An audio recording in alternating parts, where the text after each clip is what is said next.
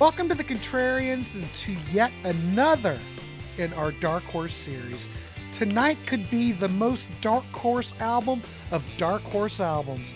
Tonight we are looking at 1983 STYX'S album, Kilroy Was Here. This album was hated back in the day, but you know, time has passed. How do we look at this album today? Is this a Dark Horse album? So without any further ado, let's get this one started.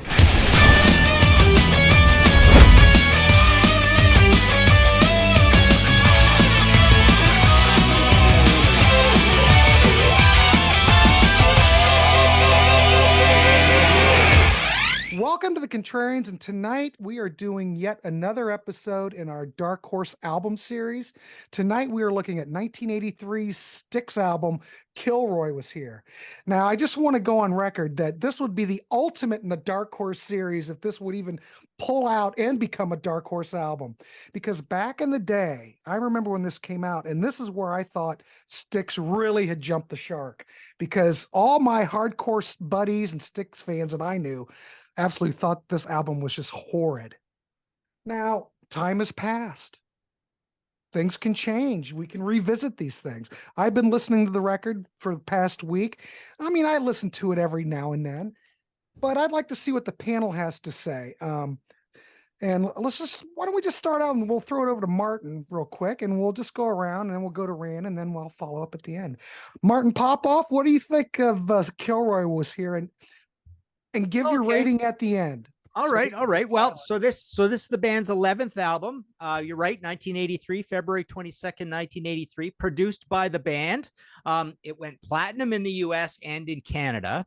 Obviously the big hits off it are, I guess, Mr. Roboto and Don't Let It End, right? Now, I think I'm going to go pretty negative on this, just to warn you. But I think this really falls in the discussion of, we're all such huge music fans, right? But we don't have to like everything. We don't have to love everything. We don't even have to respect everything. We can point out when these things aren't that good. And I really think here's my vinyl copy of her here. I really think that this record is pretty much negative all the way down. I mean, when I play this, it's like, okay, so not crazy about the story. It's got the whole PMRC kind of like I don't know, Footloose, Dirty Dancing, 1980 or Brave New World, I guess, sort of thing. 2112, music is outlawed, blah blah blah, kind of thing, right? Not crazy about the story. It's very involved. And I always thought, I thought this was pretty funny. It's like, where you're in trouble when Dennis DeYoung is the coolest looking guy in the band, right? So there you go. So there's your first negative. But no, when I play this album, it's like I go down the I really like STYX'S a lot. I mean, they're maybe not my most favorite band in the world, but there's a lot of STYX'S stuff I really love. I mean, this would be my least favorite STYX'S album for sure out of all of them. Apologize for the brightness here, but this is how this works here. But so I go through this record and I go, okay, so the production is really horrible. It's got these electronic drums, it's got really unimaginative drumming, really unimaginative bass lines. Don't like the music. I'll go through it kind of song by song. All of the singing, you've got all this firepower with these singers. They're all just being hammy. They're all just being hammy singers. I don't like any of the singing. JY's voice is always an acquired taste anyways, but Tommy is kind of grating here as well. Dennis is overly vampy. Like, he's just diving right into the whole Broadway aspect of this album. So you start off with Mr. Roboto. It's literally, so it's the one song really that anybody remembers from this because it's been used in ads and stuff and people make fun of it and ha ha ha.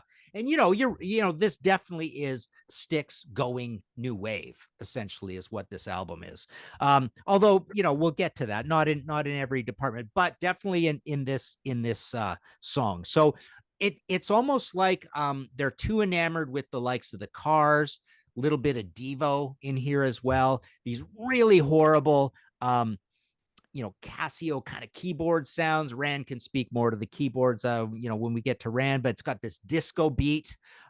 It's a long song and it's got a lot going on, and it's got a few memorable chord changes and stuff. But so there you go. Mr. Roboto, not the worst thing on the album. You get into Cold War and you really start hearing. So when these guys try to rock out in this umbrella sort of concept where they have clearly forgotten how to rock out, you get that Midwest rock traditional unimaginative chords, right? So those Cold War chords, it's like, oh, they're rocking out a bit. And then you get to the verse and it's like really annoying cars, right?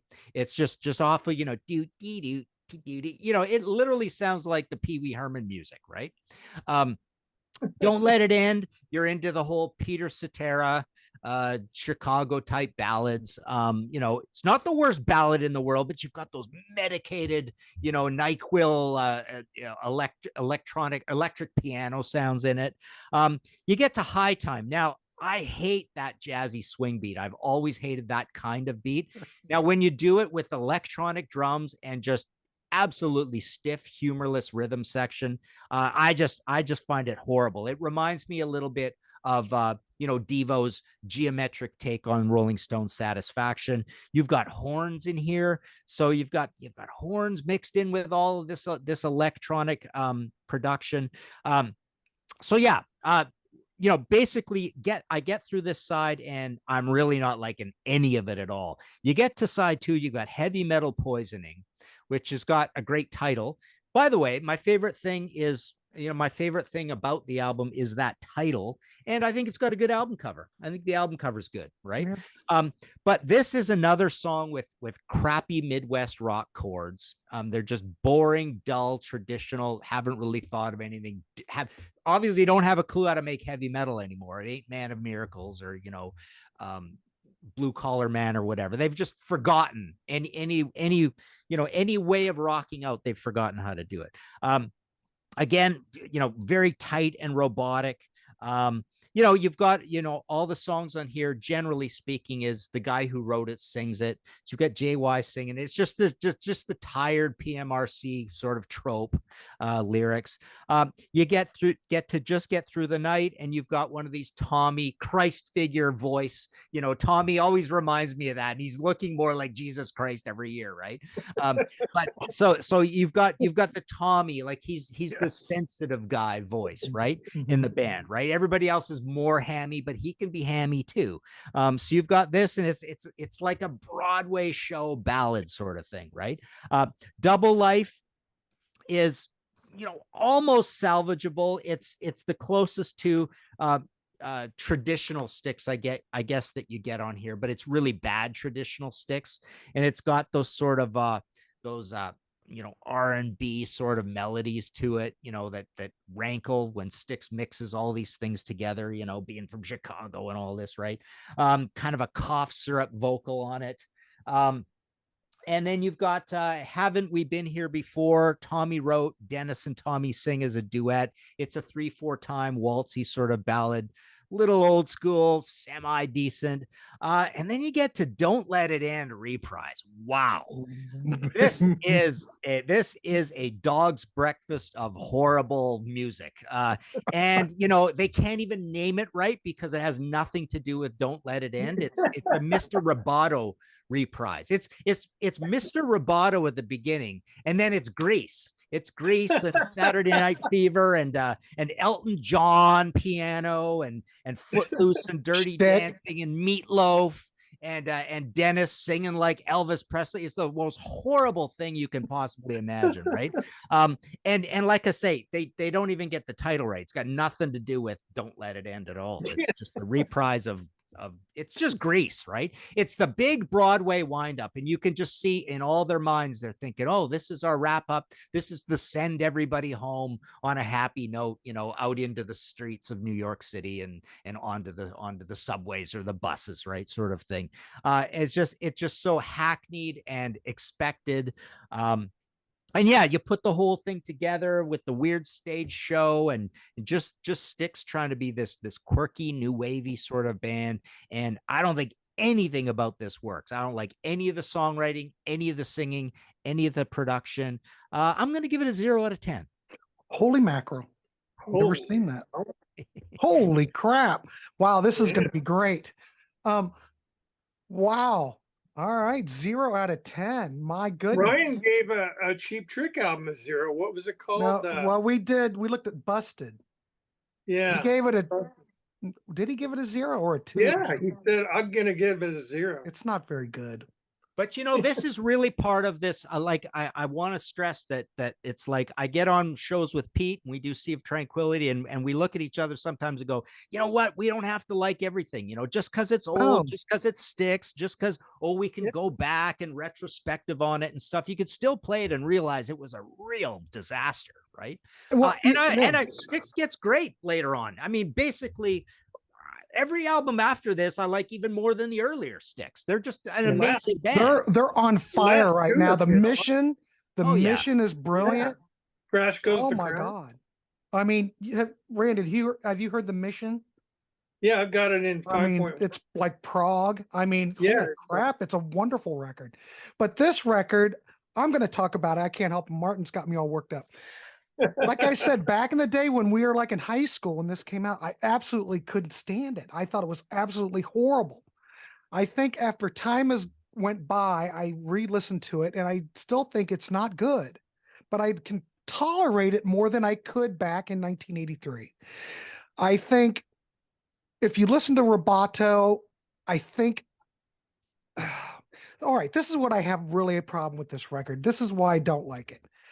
I don't think the songwriting's very good. Tommy Shaw is a hell of a songwriter. James Young can write a song.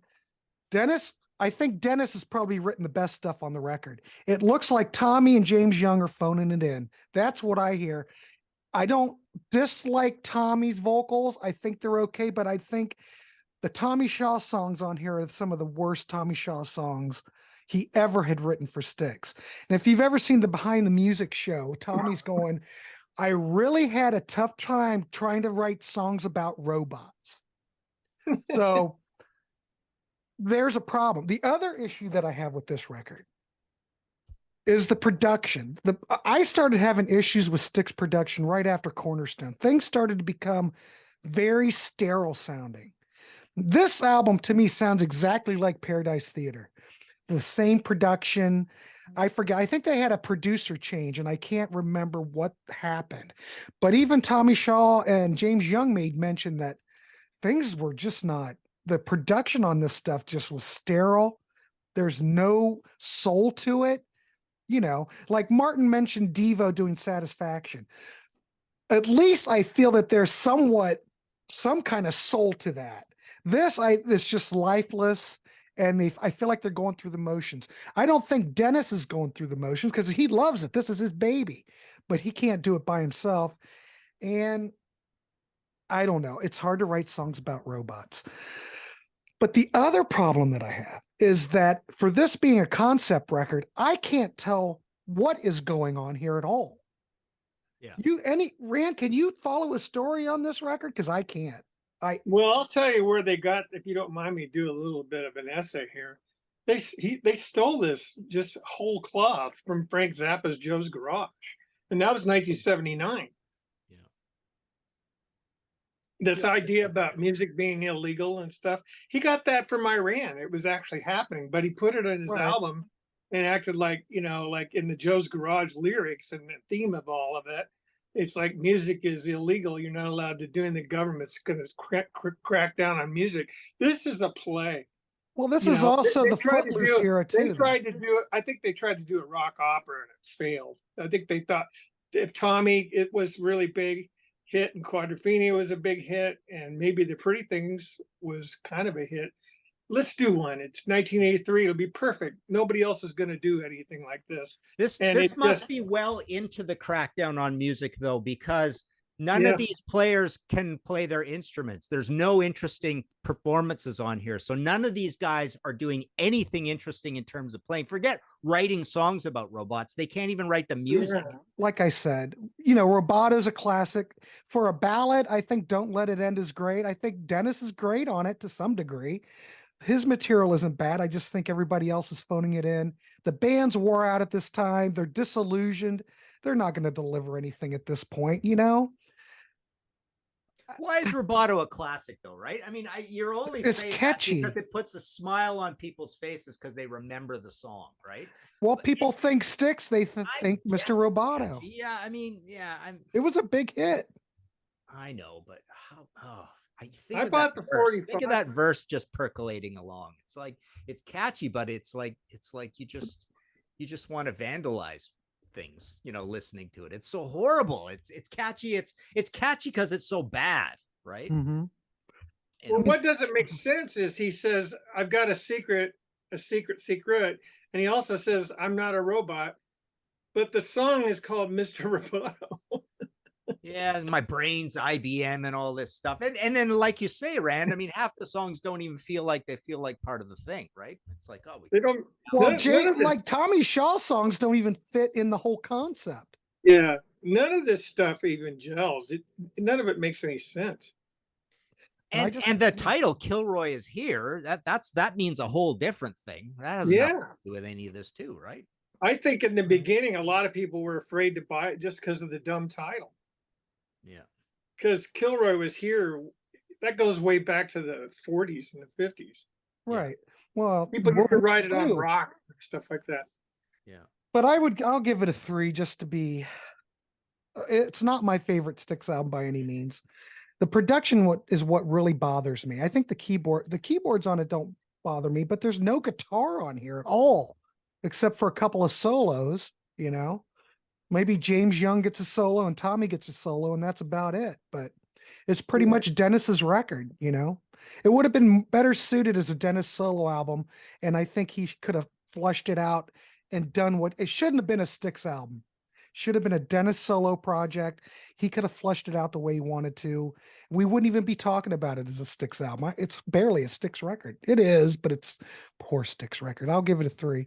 Rand, what's your the next podcast episode I'm going to do is bands going new wave, I think is probably my next one. And I've got a whole long list of, you know, who I'm going to include and how and qualify. But this is a great example of that. And it's, and you know, it's almost like, they don't even get that right because they go new wave like 3-4 years too late almost. Well, they went new wave on Paradise Theater.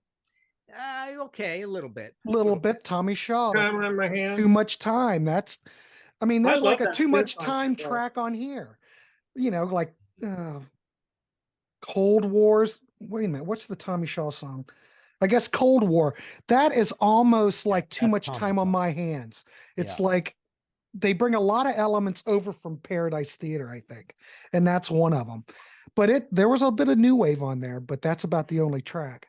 But yeah, it is what it is. Rand, go ahead. Let's hear your scoop. Okay. Oh yeah, I'm sorry. I kind of like blew out my ideas earlier, but what I was gonna say was the weirdest thing about this album is it's just Kilroy was just a man whose circumstances went beyond his control. So what? That's probably what the record buying public said too. I know. And listen to this. Dr. Everett Righteous. Now, could that be an acronym, not an acronym, but what's the word? An alias for the central scrutinizer? I'm going to go back to this app. Yeah. But wasn't the idea for this originally there was going to be a film?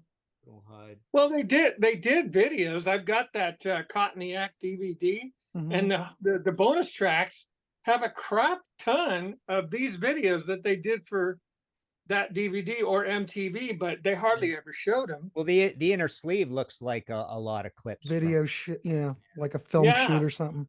Exactly. It's just theatrical. It's theatrical. And I think the time of theatrics was over. If this would have come out in the 70s, around the time of Genesis, The Lamb Lies Down on Broadway, and Alice Cooper and David Bowie, it might have been different. But the music would have sounded different.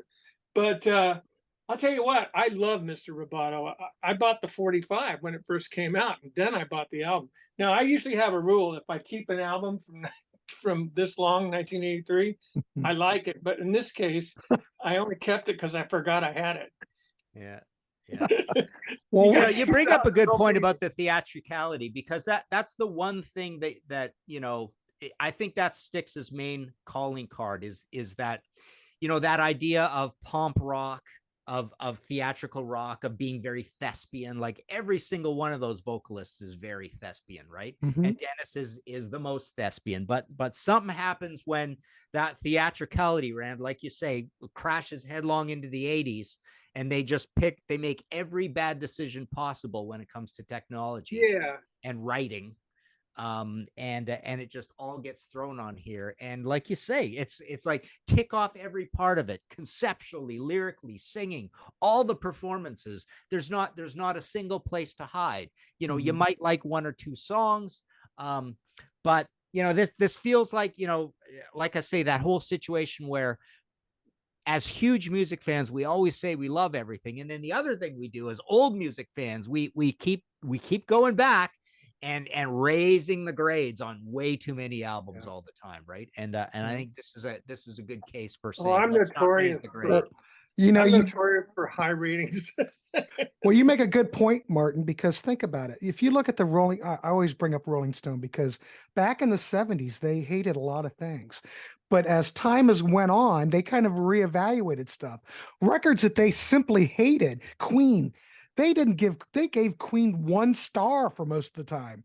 Now they think they hated Queen, hated Genesis, hated all this stuff.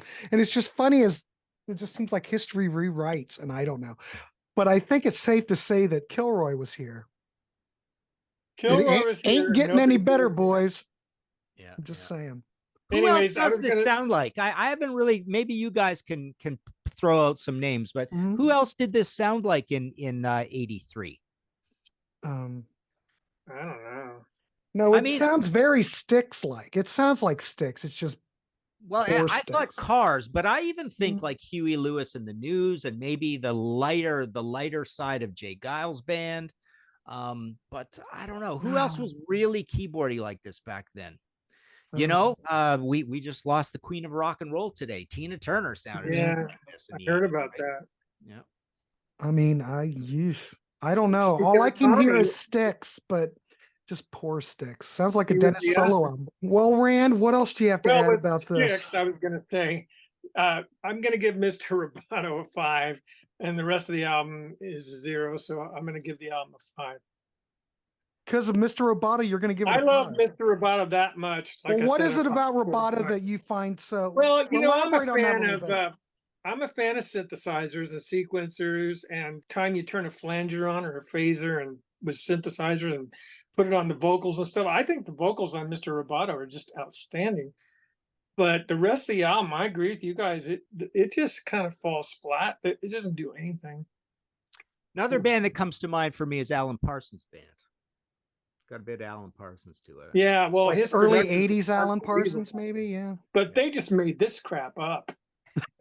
and I think they thought, oh, our fans are going to love this. Paradise Theater was such a hit. You know what I mean? They went Broadway on Paradise Theater. Yeah, it all started on there. If you want to see a great Contrarians episode, see the one with Ralph Chapman doing. It was Cornerstone, right? Is what we talked about. Count Ralphus. Yeah, that was a really good one. Well, no, Ralph Chapman. When we a different Ralph. Remember, we've done Peter Gabriel 2, Shaken and Stirred, but yeah, we went for an hour. Pete Townsend, Robert Plant. Yeah. I wonder what he would say about this one. Oh, I'd love to hear it. It'd be interesting to hear, yeah. We have a last-minute addition. Tate's here for one of our Patreon members, and he's going to chime in. Tate, welcome. You want to chime in and give us your thoughts on Kilroy? And give us your rating at the end, so out of 10. I will. So Kilroy Was Here is an album that I initially thought ill of, a couple of years ago when I was really starting to get into the music of STYX. I grew up in Chicago, so a lot of people I went to high school with were really big STYX fans, and Domo Arigato, Mr. Roboto was a meme, excuse me, that me and my high school friends would joke about. So, after watching the behind the music on STYX'S, because of sort of my perception of STYX'S at that point being the Dennis DeYoung show, I just kind of wrote off this album and, listened to it once and I'm like, that's, that Kilroy is not a good album. However, did get a chance to listen to it a couple times this week, and I will say that it is a lot better than people actually say it is. Holy crap. Mr. Roboto, say what you want about it. There's that whole controversy of the current lineup of STYX'S saying that they're not going to do any Dennis, certain Dennis stuff, and then they pull out this one and, have been doing it as an encore for the past few years, including when I saw them too. And it's a really, really catchy song, and you get to hear Dennis DeYoung shouting, "I'm Kilroy!" That's really fun. So Mr. Roboto is a really fun song. So, do I need to hear it again? Probably not, but I'm not going to deny that it's fun. I wouldn't call it, like a great song, but it's fun. Cold War's great. Really good vocals by Tommy Shaw. Love the vocal harmonies in the chorus, or I'm not sure if they're vocal harmonies or whether if Tommy double tracked his vocals or not, but that's a really good hard rocking song. Don't Let It End is pretty good. It's no Best of Times, it's no Lady, it's no First Time, it's no Babe, it's no Golden Lark, if you want to make a reference to the earlier stuff, but it's good, it's fun, I like it. High Time is a fun bouncy poppy tune with a really good vocal from Dennis. You flip over the vinyl, Heavy Metal Poisoning I think is like the unsung gem on this. Sex and drugs, really, really fun. I'm not the biggest fan of JY's vocals. I think he does a good job here. But he has this kind of like really nasally, kind of deep voice that doesn't always register with me that well. But on this song it works. Just Get Through This Night has one of my favorite Tommy Shaw vocal performances on any studio recording. Great song. Double Life is a really good song as well. Again, another lead vocal by JY. Haven't We Been Here Before, which is a duet between Tommy and Dennis, is pretty good as well. I really love their kind of dynamic, even though by that point they were kind of at each other's throats. And then the reprise of Don't Let It End is good too. So overall, definitely not a bad album. It's not awesome, compared to Paradise Theater, compared to Cornerstone, Grand Illusion, and stuff like that. And then even compared to the more recent ones, The Mission and Crash of the Crown, I wouldn't call it that great good records. But on its own merits, it's probably a 7 out of 10, I'd say. Cool. All right. Well, boys, I tallied it up and we've come up with a 2.6. It was a massive fail, right? Massive. I'd say this is not a Dark Horse album. Yeah. And then look what happens after this. Look at the time period between 83 and Edge of the Century, 1990. Dennis is gone, of course. Yeah. And that's probably even worse than this. Oh, I don't know. I like it better than this. You like it What better. do you think of Brave New World? And Brave New World's fine to me, Yeah, too. it's fine. Yeah, I like it. Yeah. I bought that. But the last two, absolutely wonderful. Oh, the last two have just been screamers. Yeah. Oh my God, it's amazing. Should do like a show on legacy bands that still are bringing it. I don't know. King's X. It'd be way up there. Yeah. It would be way up there. New Scorpions, great. The latest King's X is just thrilling. I love it. Well, I think we can probably end this one pretty early because I think we've reached the end. And I don't still have to don't like think about Rand's that. math. I don't know about this don't know, Mr. Rand. Roboto being a 5 and bringing the whole album up to a 5. I don't know if we should Well, allow that math. I play music. All right. Well, I just hear it that way. I've always liked that song. You're right. It makes me feel good. It really does. okay.